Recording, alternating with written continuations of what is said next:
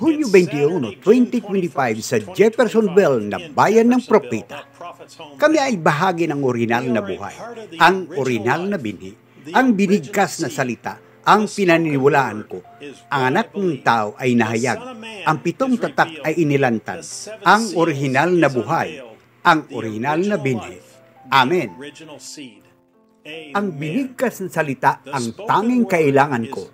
Amen. Ang anak ng tao ay nahayag na. Amen. May bilyon-bilyong tao sa mundo ngayon.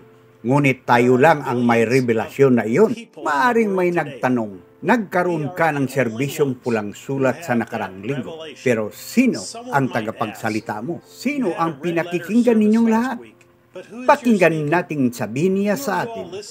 Panginoong Diyos, Elohim, na nakatayo roon sa katawang tao, na nagpapakita, napapahira niya ng gayon ang kanyang iglesia sa mga huling araw. Ito ay ang Diyos na muling gumagawa sa katawang tao. Kami ay nagpapasalamat na kami ay bahagi ng dakilang paghahayag ng di nakikitang pagkakaisa ng nobya ni Kristo mula sa buong mundo. Pakinggan natin, sabihin niya sa atin. Nakuha natin ang paghahayag sa mga huling araw na ito para sa mensahe ng Panginoong Diyos na tipunin ang kanyang nobya. Wala nang ibang kapanahunan na ipinangako. Ito ay ipinangako sa kapanahunang ito. Sa amin, kami ang mga taong iyon. Ang pananampalataya ay ang kapahayagan na iyon at ito ay makararating lamang sa isang paraan at ito ay sa pamagitan ng pakikinig sa mga tape na iyon, ang tinig ng Diyos mismo. Inihayag niya sa atin kung sino siya. Ang laman ang laging katitisuran. Alam natin kung sino ang ating sinasamba. Elohim. Sinasamba natin ang Elohim. Hindi ang laman kundi ang Espiritu. Pinili ng Diyos ang laman na tatatahanan. Si Juan na tagapahayag ay nagpatiura pa upang sambahin ang isang tao dahil inisip niya na ito ay napakaraming Diyos mismo. Kinikilala natin ang Elohim. Hindi na tayo mga bata. Kailangan nating kilalanin ang Diyos sa atin. Napakasarap maging nasa perpektong kalooban ng Diyos. Ngayon, ang mga gila ay sama-samang nagtitipon sulat mula sa Branham Tabernacle. Minamahal na salita na naging laman. Hallelujah! Ang higaan ng ating puso ay inihanda sa pamagitan ng pakikinig sa salita at ito ay nagpahayag sa atin. Tayo ang banal na nobya ni Kristo.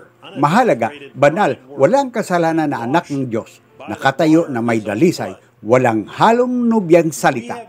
Hinugasan ng tubig ng kanyang sariling dugo. Tayo ay naging nahayag na salita na nagkatawang tao upang tayo dalhin ni Jesus na kanyang itinalaga bago pa itatag ang sanglibutan sa sinampupunan ng Ama. Nakikita ng mundo ang paghahayag ng ating pananampalataya sa paraan ng ating pagkilos at paghahayag na nasa atin ang tunay na pahayag mula sa Diyos ng kanyang pinagtibay na salita at tayo ay walang takot. Wala kaming pakialam kung ano ang sinasabi o pinaniniwalaan ng buong mundo. Wala kaming takot. Ang pagpindot sa play ay ang ibinigay na paraan ng Diyos para sa nobya ni Jesus Kristo. Marami ang nagsasabing naniniwala sila sa mensahe sa pangwakas na panahon. Naniniwala sila na nagpadala ang Diyos ng propeta. Naniniwala silang si William Marion Branham ang ikapitong anghel na mensahero. Naniniwala sila na nagsalita siya ng ganito ang sabi ng Panginoon. Ngunit hindi sila naniniwala na ang tinig ang pinakamalagang boses na dapat mong marinig. Hindi sila naniniwala sa sinabi niya ang mga salita ng hindi pagkakamali. Hindi sila niniwala sa pagpatugtog ng mga tape sa kanilang mga simbahan. Anong ibig sabihin nito? Ibig sabihin, hindi ito nabunyag sa kanila. Ito ay isang paghahayag. Inihayag niya ito sa iyo sa pamagitan ng kanyang biyaya. Wala kang ginawa. Hindi mo ginagawa ang iyong sarili sa pananampalataya. Kailanman ay mayroon kang pananampalataya. Ito ay ibinibigay sa iyo sa pamagitan ng biyaya ng Diyos at inahayag ito ng Diyos sa iyo. Sumakatawid, ang pananampalataya ay isang paghahayag at ang buong iglesia ng Diyos ay itinayo sa paghahayag.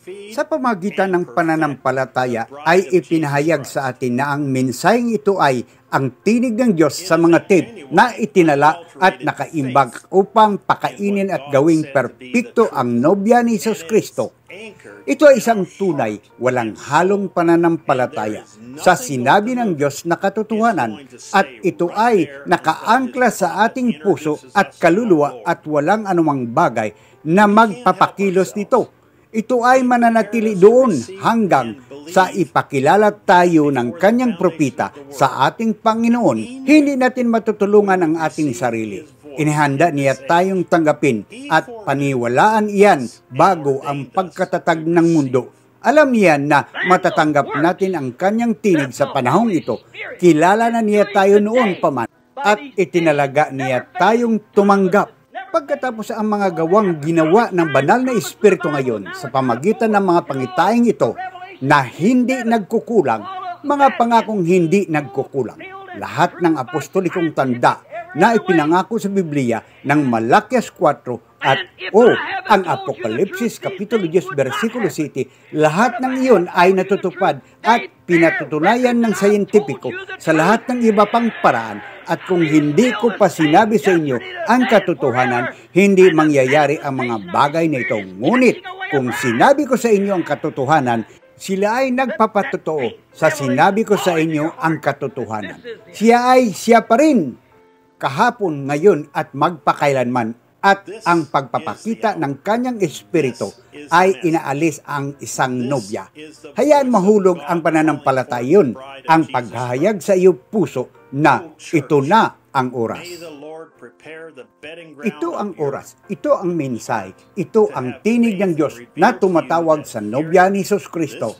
O Iglesia, naway ihanda ng Panginoon ang mga batayan ng iyong puso upang magkaroon ng pananampalataya at ihayag sa iyo na ang marinig ang tinig na ito sa mga tip ay siyang magpapasakdal at magbubuklod sa nobya ni Hesus Kristo.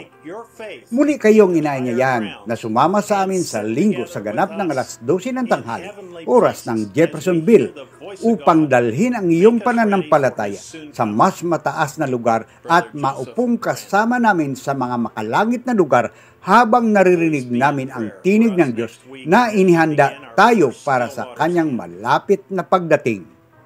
Brother Joseph Branham. Pangyaring manalangin para sa amin sa susunod na linggo sa pagsisimula ng aming unang kampo ng mga tubig ng kapahingaan. Minsay, ang mga gawa ay pananampalatayang nahayag. 65-1126. Mga banal na kasulatan na dapat basahin. Genesis Kapitulo 15, versikulo 5 hanggang 6. Genesis Kapitulo 22, versikulo 1 hanggang 12.